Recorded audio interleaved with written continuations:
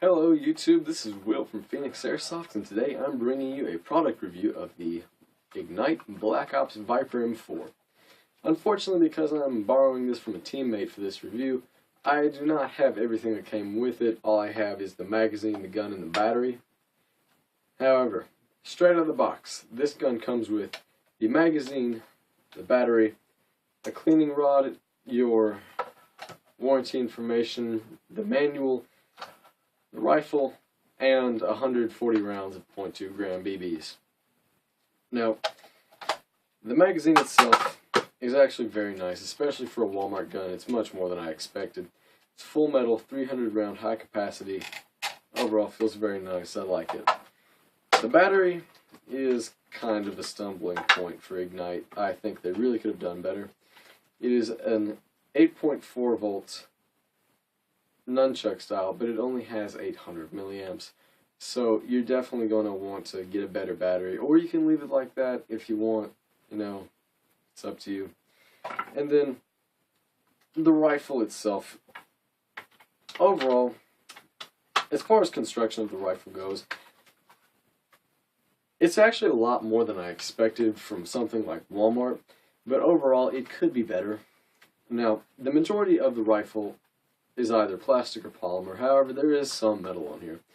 The metal includes, obviously, the magazine, the charging handle, which makes a quite lovely noise, I might add, the dust cover, the magazine release, the body pins, the trigger and the fire selector, the buffer tube, and the outer barrel, along with the pins on the carry handle. Now, the upper and lower receiver are both polymer, and the stock and handguard and tower sight and the carry handle are some sort of plastic. I'm not really sure whether it's ABS. Might be. I don't really know. Whatever it is, it's decent. I mean, I definitely wouldn't want to drop this or tempt fate by throwing it to somebody, but overall, it is pretty sturdy. Now, getting into the features of this gun. The box is kind of weird. It advertises it as a 4-point adjustable stock, but it's actually a 6-position. I don't know, whatever. It has something I haven't seen in a while, especially on something that's cheap. It has a functioning forward assist, but, that's only for aesthetic purposes. It doesn't actually have a function. The dust cover itself is pretty nice. I like it. It's metal, so it won't break on you. The carry handle detaches very quickly and then just reattaches quite easily. Well, of course I would say that and then have trouble with it, but either way. It has 2 sling mounts, one on the rear of the gun and one under the tower sight. And what's strange is that this is the first gun I've ever seen where just by popping a tab you can actually adjust which side the sling mount is on. So that's pretty cool, especially from something so cheap. I don't really know if it's very secure, but either way, there's really nowhere to put a 1-point sling on this anyway, so I've never used it. Now, it comes with your standard 14mm. I actually don't know if this is threaded or not. I can't get it off, and I'm too lazy to look up any YouTube videos to see. So, either way, whatever. On the box, it is advertised at 420 FPS, but that is with .12 gram BBs, so don't be fooled. With .2s, you're going to be running around 350, 360 FPS, which is nothing to frown at, especially if you're going to take this into CQB, which I would actually recommend because the gun alone, without the battery or magazine in it, only weighs 4.2 pounds, so it is obviously very maneuverable in a tight situation, especially with the stock retractor. Now, with 300 rounds of .2 gram BBs, the magazine, and the battery, this gun will weigh 5.4 pounds. So they obviously have kept the weight down quite a bit, better than what I was expecting. I I really wish there was more metal, but for that kind of weight, I'm okay with plastic. Now, one thing you will notice about this gun, as far as the internals go, when you keep your gun like this, even after only a few shots, you will notice a distinct burning smell coming from the motor. I don't know if that's particularly bad, but it would suggest that the motor is pulling a bigger spring than it should be. So if you're going to do anything to this gun internally, a better motor would be a good place to start. Now, there aren't actually any specs on the hop-up motor or spring, but based on the FPS, I'm going to assume it's a M113 spring, and something that's very nice, especially, again, on a gun that's only $100, it has a full metal version 2 gearbox, which is obviously a major selling point, especially coming from a retailer such as Walmart. Now, the hop-up itself, I was having some issues with it. My friend who has this, he was a beginner, he didn't really know what to do with it at first. I cranked it all the way up, and it just wasn't getting there. You know, it's effective to about maybe 100 feet, 150-ish. Either way, I would definitely invest in a better hop-up. You can get those for like $20 on any major distributor, such as E-Bike, Airsoft Megastore, Airsplat. Wherever you want to go, just get a new hop-up. I don't know if that's a model, or if that's specific to this gun that's a problem, or if it's overall. Either way, just get a new hop-up. Just do it. Very cheap, the one that comes with it. Now, the overall construction I found was pretty nice. The gun itself, there is a little bit of wobble in the stock, in the mag well, and you know, with the charging handle, but overall the gun is pretty solid. You know, I mean, you can do that with it.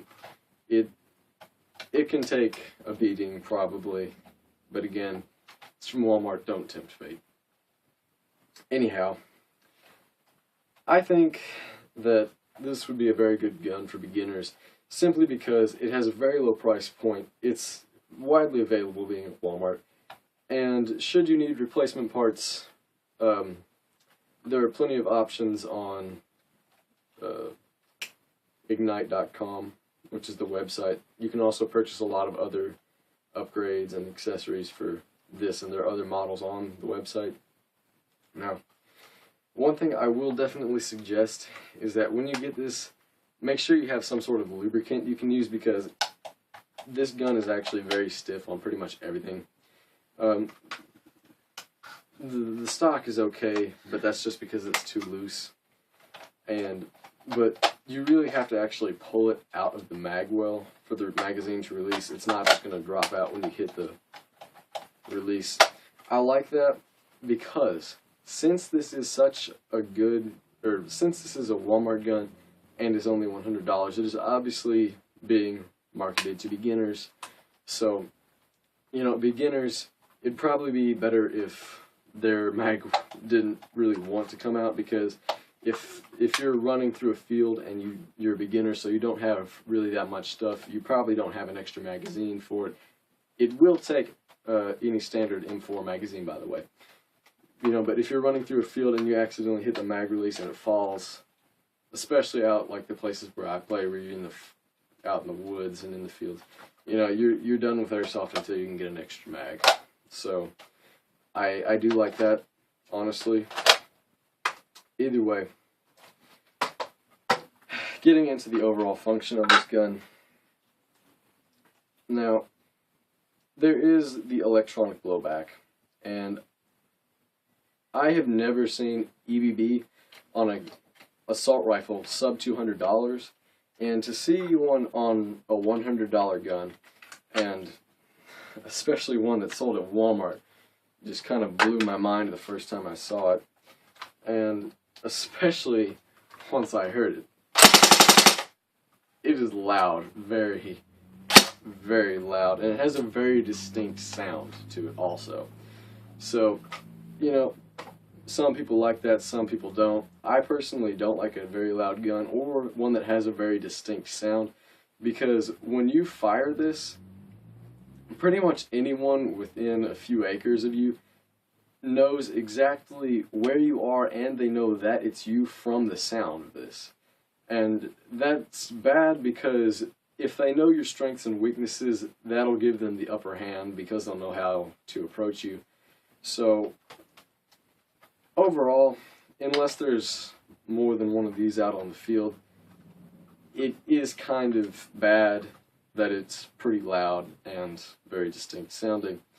But either way, on the box it is advertised at 600 RPM. It chronoed, on some of the other videos I was looking at, it chronoed about 650 with the 8.4 volt. I'm going to get it chronoed soon, so stay tuned. There should be some other video along with some game footage of this by the 23rd or 24th. But either way, overall, my impressions of this, especially if you're going to get this as a first gun, I highly recommend this to you. At $100 with the full metal magazine with pretty much full magazine compatibility, especially just the blowback. My God, the blowback. Overall, this is an incredibly good gun for a beginner. If you're looking at this even as an intermediate player who just wants to get into EBB, this is a very good gun and I highly recommend it. Thanks for watching. Stay tuned. There will be plenty more videos like this. If you have, or if you want us to review a certain gun, just leave a comment or just leave a like. Please subscribe if you like this video, because there will be more coming very soon. We should have some game footage out by the 24th. If not, just yell at me in the comments, whatever. Either way, thank you for watching. This has been Will from Phoenix Airsoft. As always wear full steel eye protection when playing airsoft, and if possible, a lower face mask to protect your teeth. You only get one set of eyes and one set of teeth, so don't waste them on airsoft. Never display your airsoft gun in public, and have a good day.